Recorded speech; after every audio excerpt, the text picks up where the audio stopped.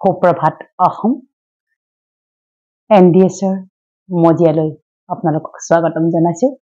আজি আমি কথা পাতিম জীৱনত সুশান্তি স্থায়ী কৰিবলৈ আমি কেইটামান কঠোৰ নীতিৰ অৱলম্বন কৰিব লাগিব আৰু কঠোৰ নীতি আমি জীৱনত অৱলম্বন কৰিলে আমি আমাৰ জীৱনৰ পৰা জীৱনলৈ যিকোনো মুহূৰ্তত অহা যিকোনো সমস্যাৰ পৰা আমি সোনকালে মুক্তি লাভ কৰিবলৈ সক্ষম হ'ম। তাৰ লগতে যিবিলাক সৰু সৰু কথাৰ বাবে আমাৰ সুশান্তি ভংগ হয় এই সকলোবোৰ আমাৰ লাহে লাহে নিজে সকলোবোৰ নিজৰ আয়ত্তলৈ আনিবলৈ সমৰ্থ হ'ম। সুশান্তি স্থায়ী হ'বলৈ আৰম্ভ কৰিব। এই পাঁচটা কথা হৈছে আমি কেতিয়াও গুৰুত্ব নিদিয়া কথা। সেইটো হৈছে নিজে নিজক সলনি কৰা। আমাৰ কিছুমান এনেকুৱা সংস্কাৰ আছে যিটো সংস্কাৰে আমাক বহুত বেছি প্ৰভোগ কৰে। যিকোনো সময়ত যিকোনো কাম চিন্তন কৰিবলৈ আমাক প্ৰভোগ কৰি থাকে, কিন্তু আমি গম নাপাওঁ। আপুনি আজি আইডেন্টিফাই কৰক আৰু এই ক্ষেত্ৰত কঠোৰ হওক। যিটো সংস্কাৰে আপোনাক খুব সোনকালে যাৰ পৰা আপুনি আঘাত পাইছে, উদাহৰণস্বৰূপে আপুনি পৰিয়ালত আছে, কৰবাত কাৰোবাৰ লগত আছে, কোনোবা সম্বন্ধত আছে, এই সম্বন্ধত যেতিয়া আমি বেছি গভীৰলৈ সোমাই যাম সিমানে কিন্তু আঘাত আৰু আঘাত পোৱা যায়। যেতিয়া সম্বন্ধবোৰ ওপৰে ওপৰে চলে ইমান বেছি আঘাত পোৱা নাযায়, যেতিয়া ভিতৰলৈ সোমাই যোৱা যায় তেতিয়া কিন্তু আমি আঘাত পাওঁ। আচ্ছা, ভিতৰলৈ সোমাই যোৱা মানে কি? সম্বন্ধৰ ভিতৰলৈ সোমাই যোৱা মানে কি? যে যেতিয়া এটা সম্বন্ধ মজবুৰিত চলিবলৈ আৰম্ভ কৰে, আমি লৈ যাওঁ সেই পৰ্যায়লৈ। আপুনি যি যি সম্বন্ধত আছে সকলো সম্বন্ধক আজিৰে পৰা স্বতন্ত্ৰ কৰি দিয়ক, এৰি দিয়ক, আজাদ কৰি দিয়ক। আমি ধৰি ৰাখিছো সম্বন্ধবিলাক। এতিয়া কেনেকৈ আজাদ কৰিম? তাৰ বাবে এটা কঠোৰ ৰীতি আছে। সেইটো হৈছে ৰাতিপুৱা শুই উঠিয়ে, আৰু আমি জীৱনত সলনি হবলৈ হলে এটাই সময়, সেইটো হৈছে ৰাতিপুৱাৰ ব্ৰহ্ম মুহূৰ্ত, অমৃত বেলা, যিটো সময়ত আমি উঠি নিজে নিজক সলনি কৰিব পাৰো, নিজে নিজক সলনি কৰি পেলাব পাৰো। বাকী দিনত আপুনি আৰু ট্ৰাই কৰক, আৰু কিবা কৰক, কোনো কাৰণত সম্ভৱ নহয়। কাৰণ কিয়? সাবকনচিয়াস মাইণ্ড, সাবকনচিয়াস স্থিতিটোক যদি আমি ব্যৱহাৰ নকৰো তেতিয়াহ'লে সাবকনচিয়াসত যি চলি আছে, অলৰেডি ৰেকৰ্ড হৈ আছে, তাক যদি আমি সলনি নকৰো তেতিয়ালৈকে কি হ'ব? তেতিয়ালৈকে কিন্তু আমাৰ কোনো কাৰণত আমাৰ জীৱনৰ সুশান্তি স্থায়ী নহয়। সেই ৰাতিপুৱা শুই উঠি অমৃত বেলা ব্ৰহ্ম মুহূৰ্ত নিজক, কেৱল নিজক ঈশ্বৰৰ লগত সংযুক্ত কৰক, যাক আমি মেডিটেশ্যন বুলি কওঁ, ব্ৰহ্মকুমাৰী যাত ৰাজযোগ মেডিটেশ্যন বুলি কওঁ, যাৰ দ্বাৰা আমি ঈশ্বৰৰ লগত সংযুক্ত হ'ব পাৰো। আৰু শুই উঠিয়েই এটা কথা সদায় কওক, মই স্বতন্ত্ৰ, মই আজাদ, মই শান্ত স্বৰূপ, মই সুখ স্বৰূপ, মই দিব্য স্বৰূপ, মই পৰম কল্যাণকাৰী, মই ক্ষমাশীল, মই দয়াশীল, মই পৃথিৱীত কোনো মোৰ আপোন নহয়। এইষাৰ কথাই আপোনাক ডিটাচমেণ্টত আনিব। আপুনি যদি কয় এই পৃথিৱীত মোৰ কোনো আপোন নাই, দুখৰে ক'ব দিয়া নাই, সুখৰে, মোৰ কেৱল এটাই সম্বন্ধ, ঈশ্বৰৰ লগত। মই ভগৱান ঈশ্বৰ আল্লাহ পৰম পিতা পৰমাত্মাৰ সন্তান। যেতিয়া ভগৱানৰ লগত আপোনাৰ সম্বন্ধ আছে বুলি আপুনি নিজে ক'ব, সি আপোনাৰ সাবকনচিয়াস মাইণ্ডে যেতিয়া তাক ৰেকৰ্ড কৰিব, লাহে লাহে লাহে লাহে লাহে লাহে এই যি বাহ্যিক সম্বন্ধ, যি স্থূল সম্বন্ধত আমি সোমাই সোমাই সোমাই ঘূণীয়া হৈছো, এই সম্বন্ধবিলাকতো আজাদ হ'বই, লগতে আপুনি নিজকে স্বতন্ত্ৰ কৰি জীয়াই থাকিব পাৰিব। গতিকে সম্বন্ধৰ পেইন, সম্বন্ধৰ দুখৰ পৰা মুক্তি হোৱাৰ এটাই উপায়, ৰাতিপুৱাই শুই উঠিয়েই ব্ৰহ্ম মুহূৰ্ত অমৃত বেলা কঠোৰ পাঁচটা কথা নিজৰ কাৰণে, মোৰ এই পৃথিৱীত কোনো মোৰ আপোন নহয়, মই অকলেই আহিছো, মোৰ জীৱন যাত্ৰাত মই অকলেই থাকিম, মই অকলেই চলাই লৈ গৈ থাকিম, মই অকলশৰীয়া, মই আজাদ, মই আনন্দ সুখ দিব্য পবিত্ৰ পৰম কল্যাণকাৰী ক্ষমাশীল দয়াশীল পৰম সন্তুষ্ট মণি সফলতা মূৰত দিব্য গুণৰে পৰিপূৰ্ণ মই ঈশ্বৰৰ সন্তান, মই শ্ৰেষ্ঠ মানৱ। কৈ চাওকচোন, সি আপোনাক লাহে লাহে ডিটেচমেণ্ট আনিব, কাৰণ ডিটেচ হবই লাগিব। সকলোৰ পৰা আপুনি ডিটেচ মানে নিজকে আঁতৰাই আনিব লাগিব। যেতিয়ালৈকে নিজক আঁতৰাব নোৱাৰে তেতিয়ালৈকে আপুনি কেৱল দুখ আঘাতেই পাই থাকিব। দ্বিতীয়টো কথা হৈছে, মোক কাৰোৰে পৰা একো নালাগে, মই ঈশ্বৰ আল্লাহ গড ভগৱানৰ সন্তান, মোক কাৰোৰে পৰা একো নালাগে, মই সৰ্বপ্ৰাপ্তিৰে ভৰপূৰ, মই কেৱল দাতা, মই দি যাম। কি দিব আপুনি? সুখ শান্তি আনন্দ শক্তি পবিত্ৰতা দিব্যতা আপুনি দিব। কেতিয়া দিব পাৰিব? যেতিয়া আপোনাৰ ভিতৰত পূৰ্ণ ৰূপত এই শক্তিবিলাক থাকিব।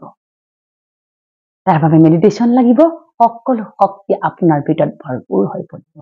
তৃতীয়তে, আজিলৈকে যিমান মানুহৰ লগত আপুনি কথা পাতিছিল, বহুত দীঘলীয়া সময় কথা পাতিছিল, যাৰ লগত আপুনি বহুত সময় কটাইছিল, সেইবিলাকৰ লগত আপুনি এতিয়া সময় কম কৰি দিয়ক, শৰ্ট কৰক। ফোনত কথোপকথন শৰ্ট কৰক, যিটো ইনফৰমেশ্যন দিব লাগে দিয়ক, যিটো ল'বলগীয়া আছে লওক, লগতে শুভকামনা দি ষ্টপ কৰক। ফোনৰ কণ্টেক্ট লিষ্ট শৰ্ট কৰক, হোৱাটছআপ কমিউনিকেশ্যন শৰ্ট কৰক, যিবিলাক হোৱাটছআপত দৰকাৰ নাই ডিলিট কৰক। মোবাইলটোকো আপুনি ফ্ৰী কৰক, স্বতন্ত্ৰ আজাদ কৰক। দেই এইখিনি সৰু ব্যৱহাৰ কিন্তু যদি আমি কৰো, এইখিনি সৰু যদি কাম কৰো নহয়, জীৱন আপোনাৰ পৰিৱৰ্তন হ'ব। সৰু টিপছ ভাবিবই নোৱাৰো এইখিনি কৰিলে আমাৰ সলনি হ'ব নেকি? এতিয়া মনলৈ আপোনাৰ ভাব আহিব পাৰে, ফোনত কণ্টেক্ট লিষ্ট ডিলিট কৰিলে কি মোৰ মনৰ পৰাও ডিলিট হ'ব নেকি? ইয়েছ, হ'বই হ'ব। কাৰণ যেতিয়া ফোনত বিচাৰি নাপাম তেতিয়া মনৰ পৰাও ডিলিট হ'বলৈ আৰম্ভ কৰিব। গতিকে ৰাতিপুৱা শুই উঠি অমৃত বেলা ব্ৰহ্ম মুহূৰ্তক আপুনি ব্যৱহাৰ কৰক। আপুনি যি বিচাৰিছে, যেনেকুৱা হ'ব বিচাৰিছে, যি জীৱনত প্ৰাপ্তি বিচাৰিছে, সকলো সম্ভৱ কেৱল এইখিনি সময়তে। ভাগ্য বনোৱাৰ সময় কেৱল অমৃত বেলা ব্ৰহ্ম মুহূৰ্ত। তৃতীয়তে, নিজকে কোনো সম্বন্ধত কোনো সম্বন্ধ হিচাপে নাচাব।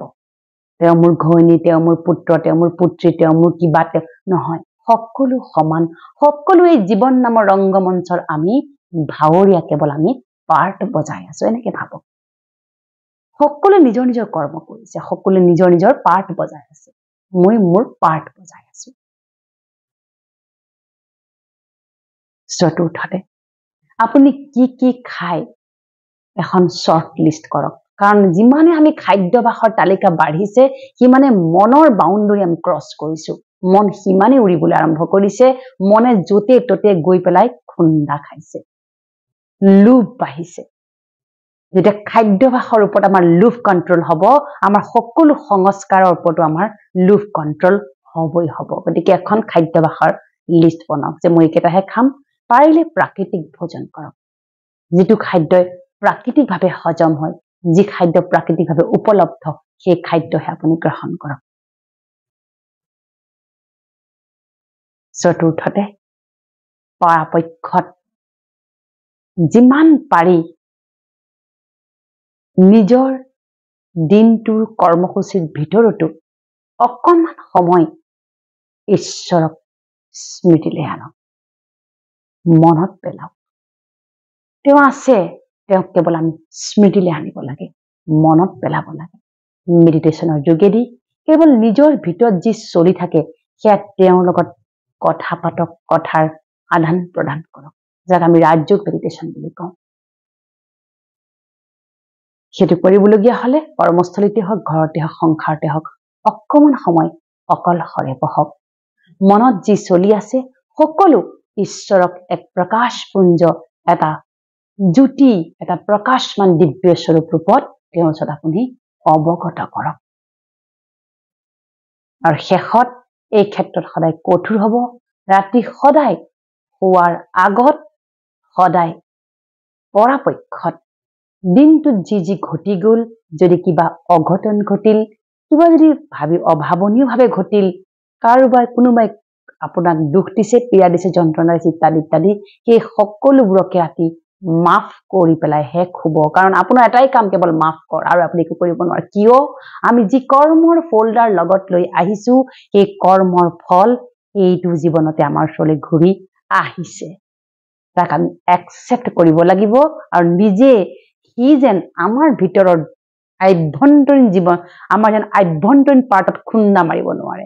মোৰ যেন আভ্যন্তৰীণ পাৰ্টটো জগতখনত যেন সি ধুমুহা সৃষ্টি কৰিব নোৱাৰে, তাৰ বাবে আপুনি সেই ৰাস্তা বন্ধ কৰিব লাগিব।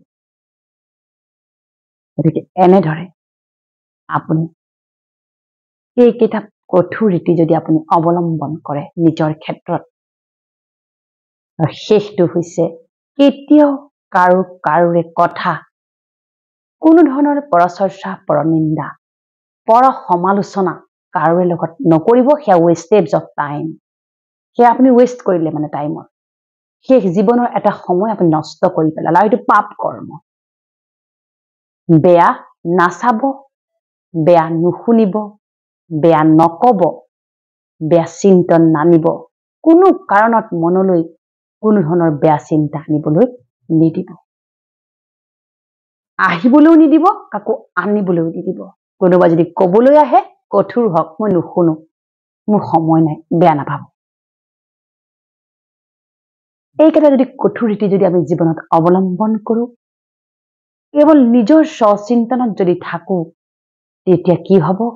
আমাৰ লগতে পৰিয়ালৰ লগতে বিশ্বৰ কল্যাণ সাধন হব।